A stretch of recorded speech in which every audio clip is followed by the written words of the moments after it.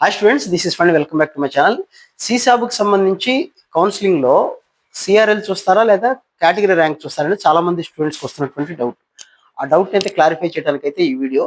So తప్పనిసరిగా like చేయండి, subscribe చేసుకోండి, అలాగే హైప్ చేయండి. అలాగే ఫనీ సార్ వ్లాగ్స్ అనే కొత్త ఛానల్లో మీకు సీసాబుకి సంబంధించిన లైవ్ డౌట్స్ అన్ని కూడా అక్కడ ప్రతిరోజు నైట్ 8:30 to 9:30 ప్రతిరోజు కౌన్సిలింగ్కి సంబంధించిన డౌట్స్ చెప్తున్నా. మీరు ఆ ఛానల్కి రండి, సబ్స్క్రైబ్ చేసుకుంటే తప్పనిసరిగా మీకు అందులో లైవ్లో మీకు సీసాబుకి సంబంధించిన అన్ని డౌట్స్ క్లారిఫై చేయడానికి అయితే ట్రై చేస్తున్నా.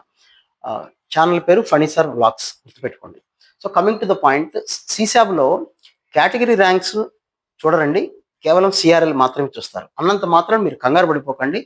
ఎవరి కేటగిరీకి సంబంధించిన సీట్లు వాళ్ళకే ఉంటాయి. సపోజ్ ఈడబ్ల్యూఎస్ కేటగిరీ ఉందనుకోండి, ఒక కుర్రాడికి 1,00,000, 2,00,000, 3,00,000 ఇలా ముగ్గురు స్టూడెంట్స్ ఉన్నారనుకోండి. 1,00,000 ర్యాంక్ వచ్చిన వాడికి ఈడబ్ల్యూఎస్లో 10,000 ర్యాంక్ వచ్చింది అనుకోండి. 2,00,000 వచ్చిన వాడికి 20,000 ర్యాంక్ వచ్చింది అనుకోండి. 3,00,000 వచ్చిన వాళ్ళకి 30,000 ర్యాంక్ వచ్చింది అనుకోండి. వీళ్ళ ముగ్గురు ఒక పోస్ట్కి, అంటే ఒక సీట్ కోసం అప్లై చేసినప్పుడు సిఆర్ఎల్ చూసినా కేటగిరీ ర్యాంక్ చూసినా ఫస్ట్ ఉండేవాడు ఎవడు? 1,00,000 ర్యాంక్ వచ్చినవాడు, తక్కువ ర్యాంక్ ఉన్నవాడే ఉంటాడు. కాబట్టి ఎలా చూసినా మీకు వచ్చే నష్టం ఏం లేదు. సిఆర్ఎల్ చూడటానికి కారణాలు వేరేగా ఉంటాయి. సో సీసాబ్లో ప్రతి ఒక్క స్టూడెంట్కి కూడాను సిఆర్ఎల్ మాత్రమే చూస్తారు. ఎస్సీ కేటగిరీ అయినా, ఎస్టీ కేటగిరీ అయినా, పీడబ్ల్యూడి కేటగిరీ అయినా, ఈడబ్ల్యూఎస్ అయినా, ఓబీసీ ఎన్సీఎల్ అయినా కేటగిరీ ర్యాంక్ చూడరు. మీ యొక్క సిఆర్ఎల్ఏ చూస్తారు. దానివల్ల మీ రిజర్వేషన్ ఎక్కడికి పోదు, మీ సీట్లు వేరే కేటగిరీ వాళ్ళకి ఇవ్వరు. దానిలో మీరు కన్ఫ్యూజ్ కావాల్సిన పని లేదు. ధైర్యంగా పెట్టుకోండి, ఇబ్బంది ఏం లేదు. మీకు ఏం చూసినా ఎస్సీ కేటగిరీలో ఒక సీటు మిగిలింది అనుకోండి, ఆ సీటు ఎవరికి ఇస్తారు? ఎస్సీ కేటగిరీ వాళ్ళకి మాత్రమే ఇస్తారు. మిగిలిపోయింది కదా అని ఓపెన్ వాళ్ళకి ఇవ్వటమో, ఓబీసీ వాళ్ళకి ఇవ్వటమో జరగదు అది. సో ఎస్సీ కేటగిరీలో ఎన్ని సీట్లు మిగిలిపోతే అది ఎస్సీ కేటగిరీ వాళ్ళకే ఇస్తారు.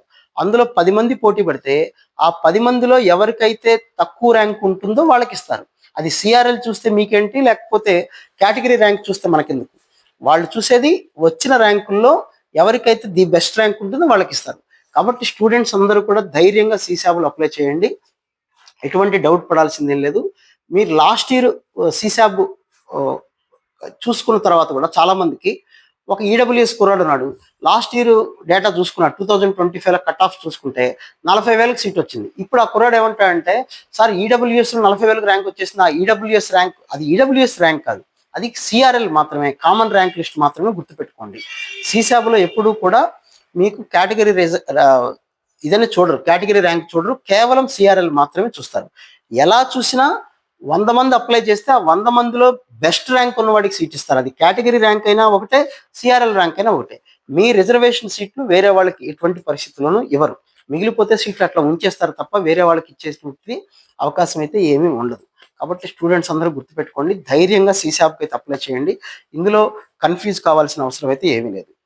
మీరంటూ అప్లై చేస్తే వస్తుందా రాదనేది సీసాబ్లో చెప్పలేం. బట్ సీసాబ్కి వెళ్లే ముందు ఎక్కడన్నా వేరే చోట సీట్ వచ్చుంటే, ఎంసెట్, విట్, ఎస్ఆర్ఎం, అమృత అనేది వచ్చుంటే రిజర్వ్ చేసి పెట్టుకొని వెళ్ళటం అనేది మంచి పద్ధతి. ఇంకా మీకు ఏదైనా డౌట్స్ ఉంటే సీసాబ్కి సంబంధించి ఈ వీడియో కింద డిస్క్రిప్షన్లో నేను funny sir vlogs channel link పెట్టాను, దాంట్లో మీరు పార్టిసిపేట్ చేయండి. ప్రతిరోజు ఈవినింగ్ 8:30కి లైవ్ అయితే మీ డౌట్స్ నేను క్లారిఫై చేయడానికి అయితే ట్రై చేస్తాను. తప్పనిసరిగా ఆ ఛానల్ కూడా సబ్స్క్రైబ్ చేసుకొని ఆ ఛానల్లో లైవ్కి అయితే రండి, మాట్లాడుకుందాం. Okay right, thank you.